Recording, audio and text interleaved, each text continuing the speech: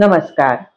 श्री शिवमहापुराण रुद्र संहिता पार्वती खंड अध्याय क्रमांक 18. कामदेवाने शिवजींच्या मनात विकार उत्पन्न केला. श्री गणेशाय नमः.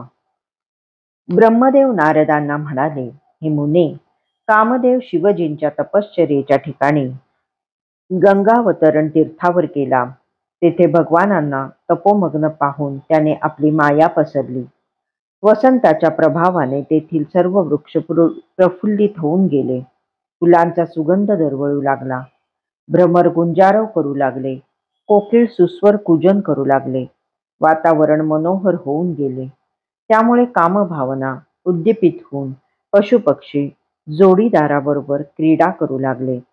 मुनिजनांनाही कामावेग आवरेना. त्या प्रसंगी अचेतन आणि जड वस्तूंनाही कामविकार झाला असता तेथे सचेतन जीवांची काय कथा. कामदेव रतीसह शिवजींसमीप उभा होता.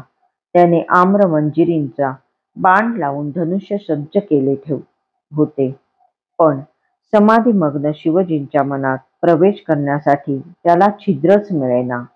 काय करावे त्याला मोठा प्रश्न पडला. तेवढ्यात पार्वतीचे आगमन झाले. तिच्या ठाई जगातील सर्व सौंदर्य एकवटले होते.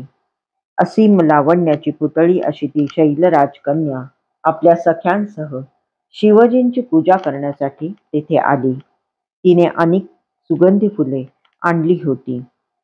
पार्वती शंकराजवळ आली त्यावेळेस त्यांनी क्षणभर ध्यान सोडून दिले. कामदेव त्या संधीचीच वाट पाहत होता.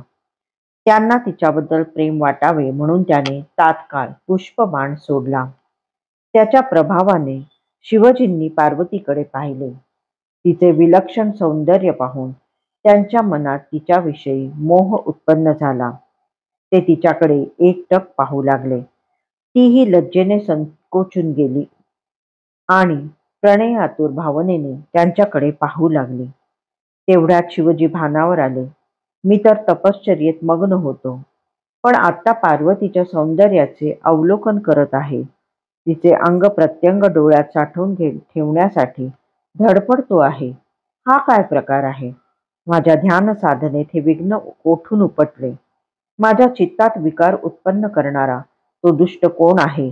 असा विचार करून ते आसपास पाहू लागले. अध्याय 18 समाप्त.